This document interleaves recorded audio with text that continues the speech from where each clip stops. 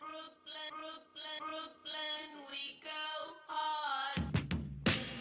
We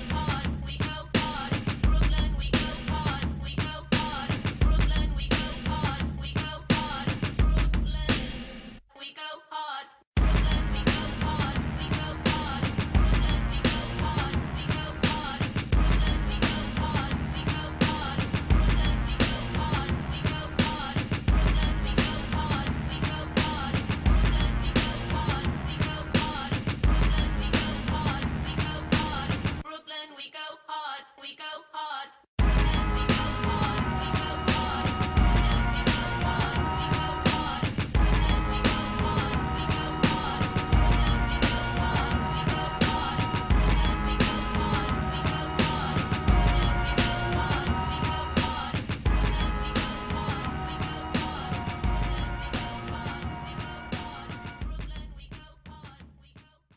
Baltimore alone is like underrated on a lot of things. Like the only thing they know us by, you know, is drugs, the murder rate, and all that other extra stuff. But you know, it's a lot more than that. It's a lot of talent out here. If you know everybody and everything's everything and everything's good, you know what I mean, you can come through here. You can walk through Brooklyn. If you ain't grew up out here, it's really hard to explain. Cause like I said, it's really nothing out here but a couple dollars on the street, crackheads, and shit trying to find their way up. There's a lot of hate out here and a lot of love, but the hate overpowers the love, you know what I'm saying? Another bad thing about out here, it's nothing really an outlet for somebody to do. You got, you know what I'm saying? You got crackheads walking around, you got dope heads walking around, prostitutes. It's bad because it comes up. But it's reality. Yeah, it's reality. You gotta make your own decisions from things that you saw like you know that. I mean? It's crazy out here. It's if you don't stay in school, get yourself together, you will end up like that. There ain't too many outlets out here for those girls. There's factories, there was jobs over here, right? For the regular people. They chopped that bitch down and dropped a big head courthouse in the middle of the hood. To send guys like me, him, other little guys. It's crazy, you know what I'm saying? All you see is bars. You know what I mean? Pawn shops and bell bars.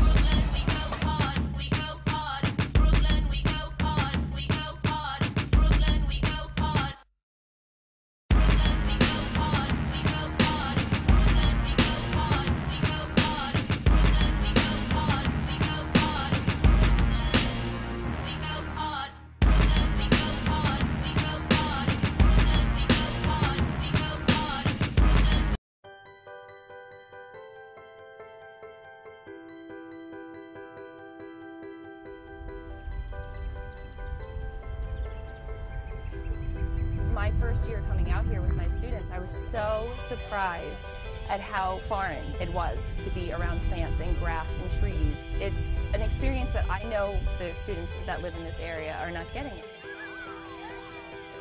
The Nature Works Everywhere program is one of the Nature Conservancy's youth empowerment programs.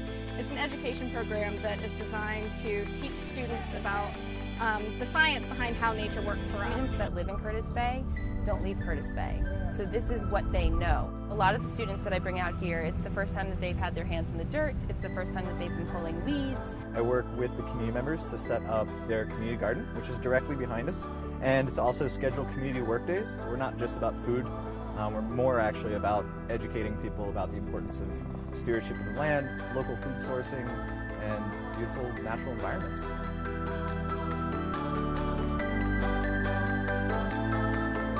Spending less and less time outdoors. The hope of this program is that we're actually engaging them, getting them outside, and showing them that nature's important for them and for their everyday lives. I'm here today at one of the community gardens to help some junior high kids learn a little bit about gardening in an urban setting. I think it gives responsibility to people in neighborhoods to like, oh, this is our earth, this is a communal space. So I think the connection between other neighbors is really healthy. Some of my students have a very difficult time in the classroom, but bringing them out to the garden, they thrive.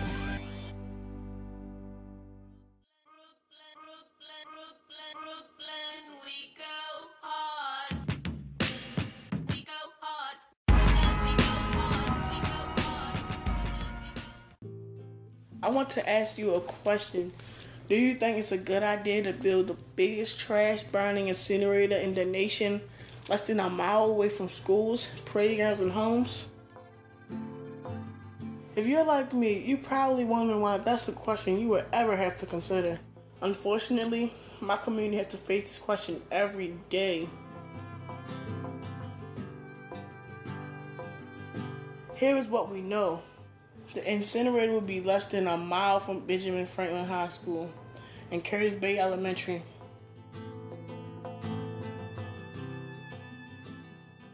The incinerator will be able to burn 4,000 tons of waste per day.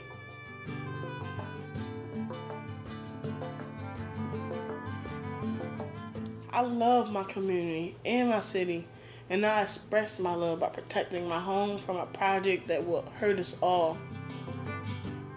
We can make a difference if we all come together and send a message to Governor O'Malley that the incinerator needs to be stopped. This is our future. Call the governor today.